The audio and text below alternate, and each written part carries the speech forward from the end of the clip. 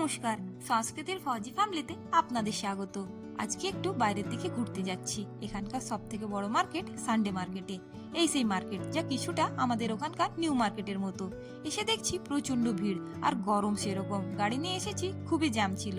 তবে হ্যাঁ, জামা প্যান্ট দোকানের পাশাপাশি এখানে আরো অনেক ধরনের দোকান ছিল, যেমন খেলনা দোকান, স্টিলের বাসনের দোকান, জুতো দোকান, বুক স্টলও ছিল। এই যে বড় ঘড়িটা দেখছেন, এই জায়গাটার নাম লাল চক।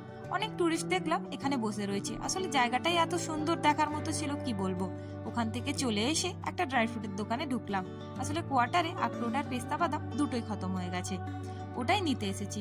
বাদাম টেস্ট করার সাথে সাথে বাকি জিনিসগুলোও দেখছিলাম। আসলে এখানে এমন অনেক ড্রাই ফ্রুট রয়েছে যেগুলো আমি চিনিই না। এটা কি জিনিস তার নাম জেনে থাকলে আপনারা অবশ্যই কমেন্ট করবেন। আর এই জিনিসটা দেখো, এটা কি সেটাও বুঝতে পারছিলাম না। দোকানদার আঙ্কেল বললেন যে খেয়ে দেখতে খুব ভালো খেতে। খাবো তো তখনই যখন ভাঙতে পারবো, ভাঙতেই পারছিলাম না। অনেক যুদ্ধ করার পরে অবশেষে একটুখানি ভাঙলাম। ভাঙার পরে ওটাকে খেলাম। খেয়ে যেটা বুঝলাম যে এটা আলমন্ড বাদাম। তবে টেস্টটা কাকু যতটা বললো যে ভালো হবে, অতটা ভালো লাগেনি। আমার ফ্রেশ এক্সপ্রেশন দেখে আপনারা নিশ্চয়ই বুঝতে পেরে গেছেন, তাই ওকেও টেস্ট করতে বললাম।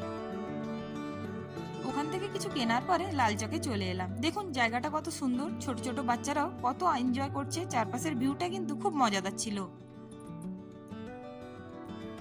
নীল আকাশ, পেছনে পাহাড়, আর সামনে বড় ঘড়ি। সত্যি মজাদার দৃশ্য।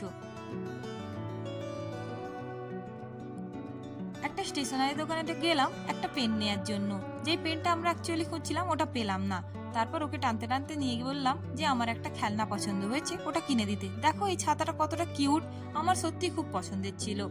এই ছাতাটা কেনার ইচ্ছেও ছিল, তাই একবার ভালোভাবে ওটাকে দেখে নিচ্ছিলাম যে ওটা অ্যাকচুয়ালি অরিজিনাল ছাতার মতো কিনা। তারপর ওই ছাতাটা নিয়ে একটু পোজও দিয়ে দিলাম।